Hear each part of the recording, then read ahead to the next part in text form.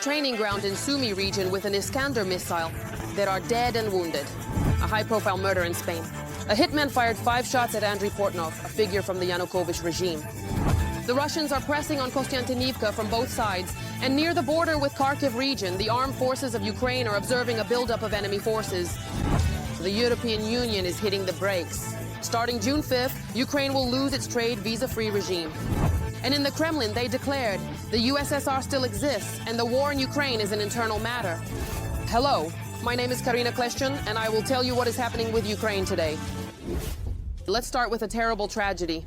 The day before, Russian war correspondents' Telegram channels began actively reporting on the elimination of Ukrainian soldiers at a training center near Shostka in the Sumy region. The strike was carried out with an Iskander missile. Alongside the post, they are also publishing videos. Later on,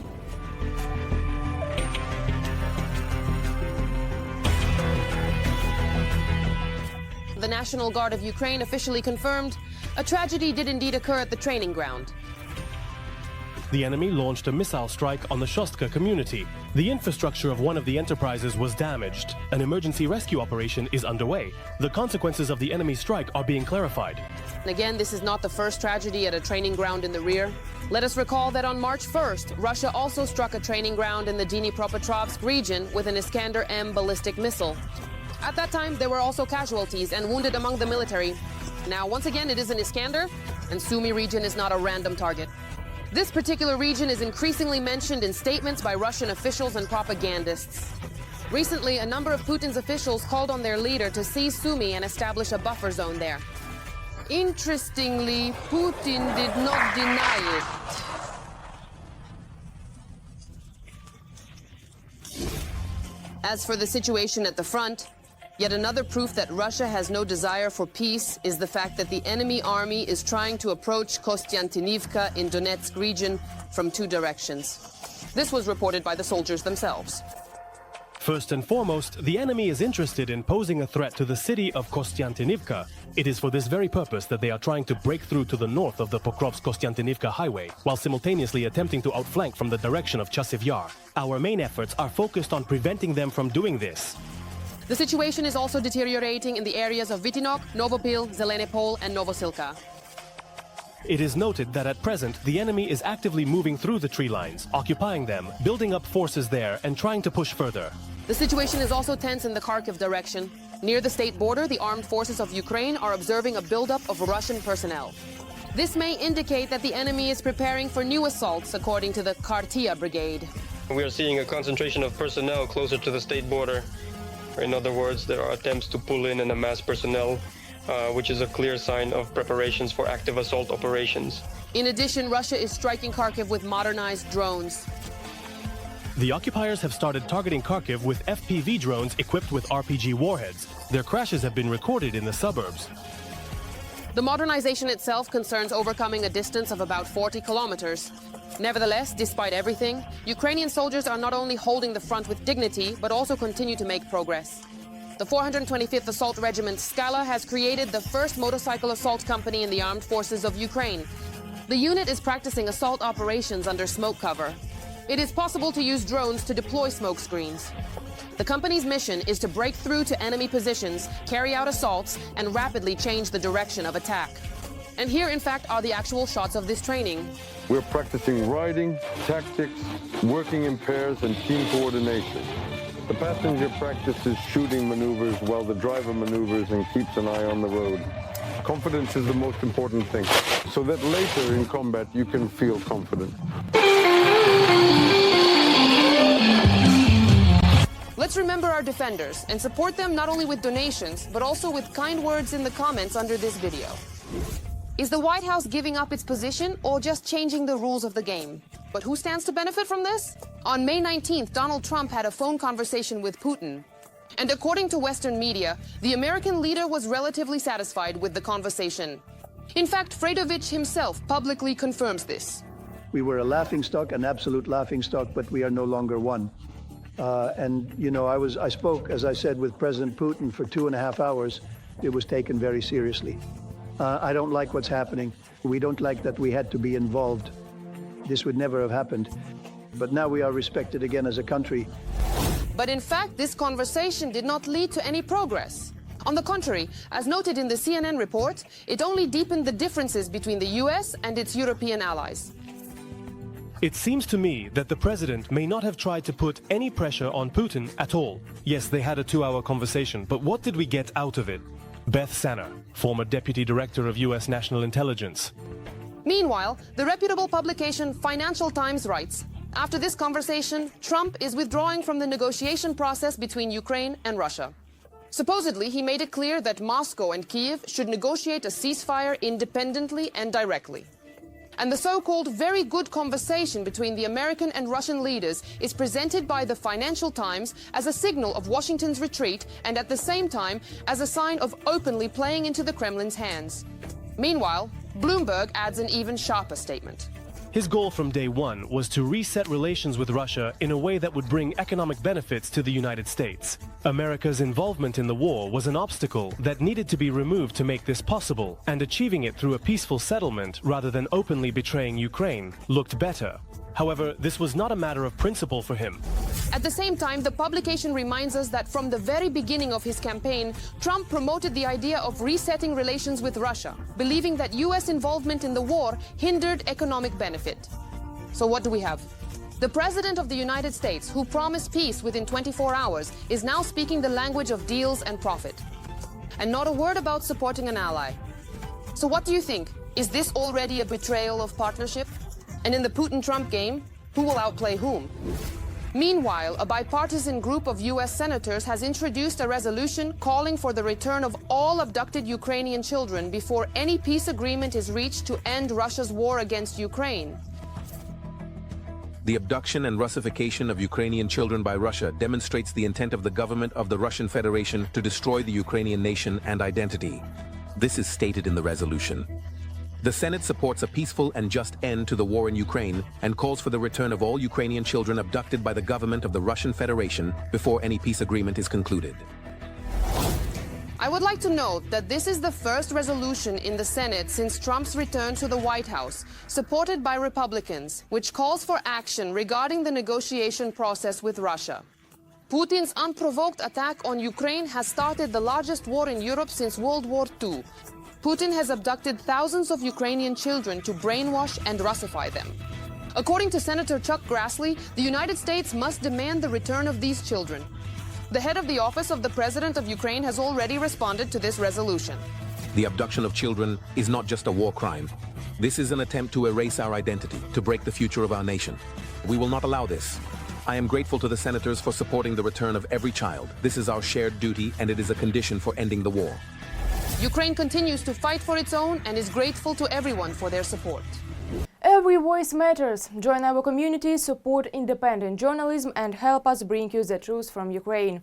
Become a member of Ukraine today. Join us now. While the US hesitates, Europe is starting to look for solutions. According to Ukraine's Minister of Foreign Affairs, Andriy Sybiha, Ukraine has received confirmation from its European partners that they have already found a way to supply 2/3 of the 2 million artillery shells. EU member states have already allocated 2/3 of the 2 million artillery shells, and we are working to cover the remaining third as quickly as possible. I thank Kaja for her important initiative. This critical period requires bold and important decisions both to deter Russia and to advance Ukraine's accession to the EU. We agreed on the need to move both processes forward. Overall, the EU plans to provide Ukraine with all 2 million munitions by the end of 2025. Ukraine is immensely grateful for this, because the war, which could spill over into Europe, must be stopped today. But things are less optimistic when it comes to trade. According to Polish Prime Minister Donald Tusk, the EU is cancelling the trade visa-free regime with Ukraine as of June 5th. Later, I launched a campaign together with my ministers for the EU to abandon the ATM mechanism that liberalized trade with Ukraine. According to him, the European Union will not extend the autonomous trade measures that allowed for duty-free trade with Ukraine. Tusk assured that the Polish government wants to help Ukraine in its war with Russia, but this should not negatively affect farmers and producers in Europe, and especially in Poland. Let me remind you, it is precisely because of the trade visa-free regime that Polish farmers have periodically staged mass protests and blocked the border with Ukraine. Meanwhile, in Poland, charges have been brought against a Russian agent who was preparing an assassination attempt on Zelensky. This was reported by Reuters. The man's name was Pavel. He was arrested back in April 2024 for collaborating with Russian intelligence. According to the Polish prosecutor's office, the agent was gathering information about the security of Zaporizhzhia airport to help Russia plan an assassination attempt on the president of Ukraine. He now faces up to 8 years in prison. In Hungary, the discrediting of Ukraine is gaining momentum. According to Zoltán Kovács, Hungary's State Secretary for Public Diplomacy and Relations with the Public, 2 more Ukrainian spies have allegedly been uncovered there. One of them is Roland Saber, an illegal operative of Ukrainian intelligence who was establishing contacts with the opposition. Mr. Tsiba organizes meetings with political and military figures in order to influence Hungary's position on the conflict in Ukraine. His growing influence led to a ban on his entry in 2024. And the second one is Istvan Golov, a Ukrainian citizen who collected military and energy-related information. Those are really Ukrainian-sounding names, aren't they? Kovács noted that this activity fits the classic pattern of an influence operation aimed at discrediting Hungary internationally and pressuring the government to change its policy toward Ukraine. However, in this case, it's clearly not Ukraine that's engaged in discrediting here. On May 20th, the EU Council imposed new sanctions against 21 individuals and 6 organizations for Russia's destabilizing actions abroad. This list included Putin's confidant Viktor Medvedchuk, his associates, and their platform Voice of Europe. As it turned out, this platform was spreading pro-Russian propaganda in Ukraine and beyond its borders. Through the secret funding of the media channel Voice of Europe, which has also been added to the list today, and his political platform Other Ukraine, Medvedchuk promoted policies and actions aimed at undermining the legitimacy and trust in the government of Ukraine, directly supporting the foreign policy interests of the Russian Federation and spreading pro-Russian propaganda. So, as we can see, Russia does not stop and keeps looking for new platforms to attack Ukraine, not only with missiles, but also with lies. Near Madrid, Andrei Portnov was shot dead, the former advisor to fugitive President Yanukovych and one of the most influential figures of that regime. This happened near a school where Portnov had brought his children, according to Western media reports.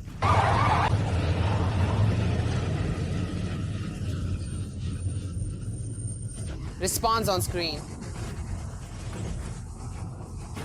Spanish media report that 52-year-old Portnov was killed at 9:15 local time, at the moment when he was dropping off his children. According to local police, the killer on a motorcycle was waiting for him near the school. 4 shots to the chest and 1 final shot to the head. Let me remind you, Portnov was on the EU sanctions list for embezzlement of state funds. In Ukraine, he is suspected of treason. He is also considered one of the authors of the dictatorial laws adopted to suppress the Maidan in 2014.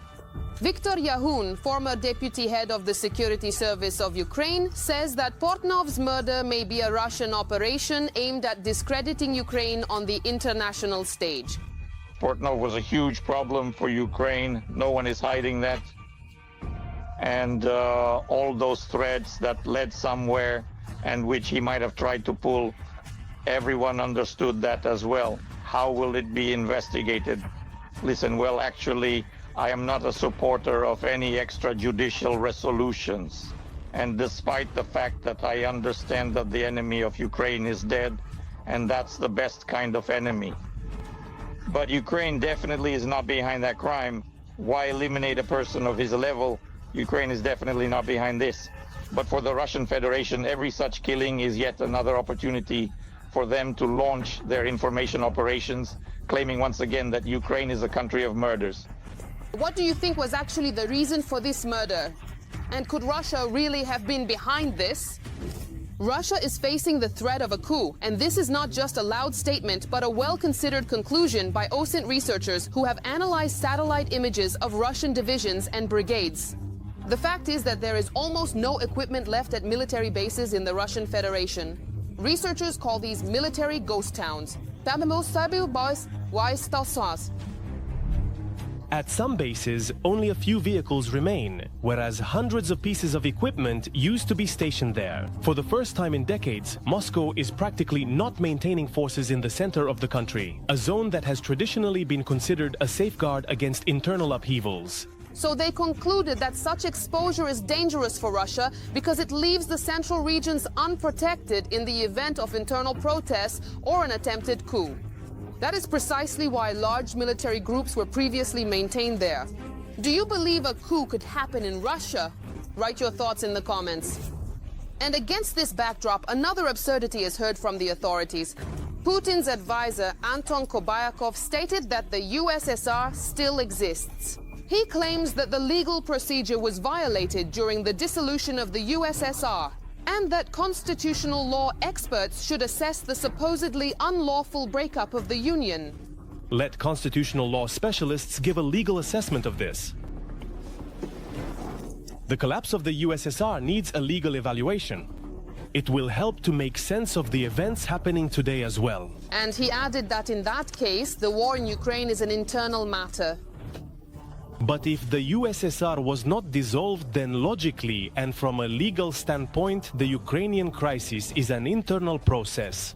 The state of jurisprudence in Russia is really, really bad. The Security Service of Ukraine and the National Police awarded young men from Kryvyi Rih who informed law enforcement about recruitment attempts by the FSB. The Security Service and the National Police honored 2 teenagers from the Dnipropetrovsk region with awards for refusing to work for the FSB and informing Ukrainian law enforcement about the Russian intelligence service's attempt to recruit them. We are talking about 2 residents of Kryvyi Rih, aged 14 and 17, whom the occupiers tried to recruit to carry out sabotage in the region. On orders from the FSB, the miners were supposed to set fire to Defense Forces service vehicles in exchange for easy money from the aggressor country. They each received such offers separately in messengers and social networks from FSB representatives. They were also supposed to commit arson. However, the teenagers did not fall for the FSB's provocations and immediately reported it to Ukrainian law enforcement. We are proud of our youth. This act deserves respect. That's all for now. Give this video a like, subscribe so you don't miss the next episodes, and we'll definitely see each other again.